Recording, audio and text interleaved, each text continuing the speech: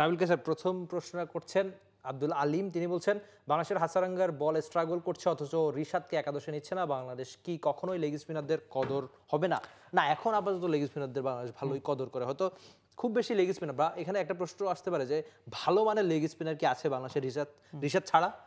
তো আসলে তার সুস্থ শতভাগ তিনি হয়েছেন, কারেন্ট ফর্মটাও কিন্তু খুব একটা সুবিধা না। টি20তে একজন লেগ স্পিনার উইকেট পান কারণ ব্যাটসম্যানরা তাকে চার্জ করতে যান। ওয়ানডেতে ঘটনাটা ভিন্ন, ওয়ানডেতে অনেক বড় বড় লেগ স্পিনাররাও আসলে টি20-র সাথে ওয়ানডের ফর্মটা মিলিয়ে ফেললে হবে না। কিন্তু রিশাদ স্ট্রাগল করছিলেন। তানভীর যেহেতু ইকোনমিক্যাল বোলার, হয়তো প্রথম ম্যাচটায় ভালো করেছেন, সে কারণে তাকে ব্যাক টু ব্যাক দুটো ম্যাচ সুযোগ দেয় এবং রিশাদের পেটের পীড়ার কারণে যেহেতু প্রথম ম্যাচটা খেলতে পারেনি, তানভীর সেই সুযোগটা কাজে লাগিয়েছেন, সে কারণে হয়তো এই ম্যাচটা বাইরে রাখা হয়েছে। কদর করছে না বাংলাদেশ এখন আর এটা বলা যায় না একদমই। অন্তত সেরা একাদশে তো নিয়মিতই খেলছে রিশাদ।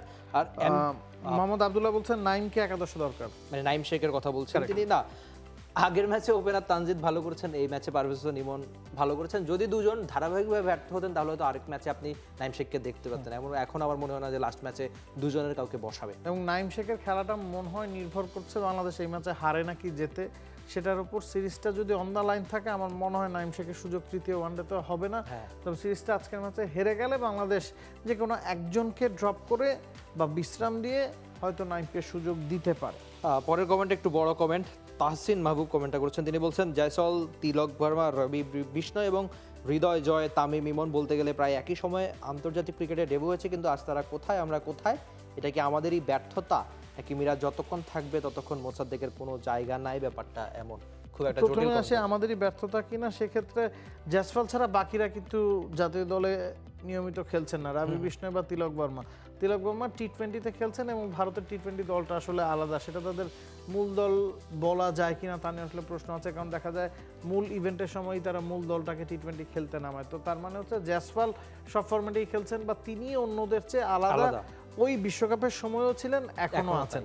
ওই বিশ্বকাপের সময় বলা হচ্ছিল যে আসছে দিনের সুপারস্টার জয়সওয়াল, এখনো সেটাই হচ্ছে। তো তিলক ভার্মা বা রবি বিষ্ণয়ের সাথে আপনি জয়দেরকে তুলনা করতে পারেন না। সেই তুলনায় আমার কাছে মনে হয় যে জয় বা তাহিদ হৃদয়রা তো অনেকদিন ধরেই খেলছেন, পারফর্ম কতটা করছেন বা আইপিএল এর সাথে যদি আপনি তুলনা করেন সেটা হয়তো না। আবার তিলক ভার্মা যেভাবে আন্তর্জাতিক টি20তে খেলছেন, সাউথ আফ্রিকার সঙ্গে সেঞ্চুরি করেছেন, বা ঘরের মাটিতে যেভাবে তিনি ব্যাটিংটা করছেন, সেই হিসেবে হয়তো জয় ইমনটা করতে পারছেন না। আইপিএলটা কিন্তু তিলক ভার্মা এবং রবি বিষ্ণয় দুজনের কারোরই ভালো যায়। হ্যাঁ, ভালো যায়। রবি বিষ্ণয় কিন্তু শেষ দিকে গিয়ে একাদশের সুযোগ পাচ্ছি না লখনউয়ে, সে কারণে আসলে বলছিলাম। আর তিনি আরেকবার বলছেন যে মিরাজ যতক্ষণ থাকবে ততক্ষণ কি মোসাদ্দেকের কোনো জায়গা নাই, মানে এই কথাটা প্রধান নির্বাচক সরাসরি প্রেস কনফারেন্সে না বললেও পারতেন, কারণ আপনি দুজনকে একসাথে নিতেই পারেন।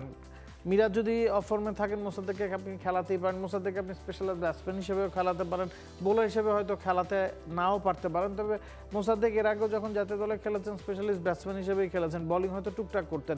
রিসেন্টলি তার বোলিং ফর্মটা ভালো হয়েছে এবং আমরা এখন দেখছি 6 বোলিং অপশনটা নাই। যদি মোসাদ্দেক থাকতেন আপনি এখন প্রশ্ন করতেই পারেন যে লিটনের জায়গায় বা শামীম পাটোয়ারির জায়গায় তিনি তো বেটার অপশন হতে পারতেন। হ্যাঁ, ইউ ক্যান সে দ্যাট। ওটা প্রধান নির্বাচকের আসলে সরাসরি প্রেস কনফারেন্সে ওইভাবে না বললেও চলতো। পরে কমেন্টটা করছেন এমবি মিসবা, তিনি বলছেন বাংলাদেশের দরকার ভালো মানের ব্যাটিং কোচ আর পাওয়ার হিটিং কোচ, তাহলে কি উন্নতি হবে?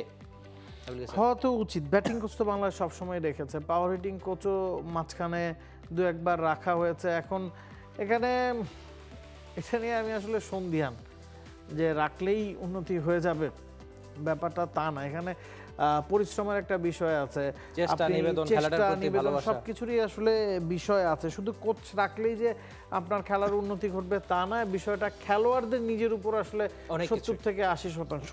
কারণ তো দুনিয়ার সবাই দামি কোচ রাখলে কাজটা হয়ে যেত। পরে কমেন্টটা করছেন সিএল আব্দুল্লাহ, রিশাদকে না খেলিয়ে তানভীরকে খেলানো কতটা যুক্তিসঙ্গত? আমরা এটা নিয়ে একটু আগে আলোচনা করেছি। মূলত তানভীর যেহেতু তার অভিষেক ম্যাচটা দারুণ করেছেন বলেই রিশাদকে হয়তো আজকে। আর একটা প্লেয়ার কি মানে ইনজুরি থেকে আসলে বা সুস্থতার একটা ব্যাপার থাকে যে তিনি ম্যাচ ফিটনেসের জন্য কতটুকু অ্যাভেলেবেল রয়েছেন সেটাও রয়েছে। মোহাম্মদ সাজ্জাদ ইসলাম বলছেন এই বাঙালি এখন বুঝবে এই পঞ্চপাণ্ডবের মূল্য কতটা ছিল। তাদের মানসিকতার সাথে এখনকার প্লেয়ারদের আকাশ পাতাল তফাৎ রয়েছে। 100% এগ্রি। তাদের মানসিকতার তফাতের কারণে তাদেরকে আসলে পঞ্চপাণ্ডব বলা হয়। কারণ বাংলাদেশের হয়ে গেল 10, 15, 20 বছরে তো কত শতাধিক ক্রিকেটারের বেশি তো খেলেছেই, তার চেয়ে অনেক বেশি হবে। তো পঞ্চপাণ্ডব ওই 150-200 ক্রিকেটার থেকে 5 জন যখন আলাদা হয়েছেন, তাদের কিছু গুণ বা কারিশমা ছিল বলেই তো তারা আলাদা হয়েছে। তারা তাদের স্টার সাথে হয়েছে। অন্যদের পার্থক্য থাকবে বলেই আসলে তারা আলাদা স্টার হয়েছে। হয়েছেন, হ্যাঁ। For more updates, subscribe to our YouTube channel and click on the bell icon. Follow us on Facebook and Instagram. Download T-Sports app to enjoy exciting games and highlights. Visit tsports.com.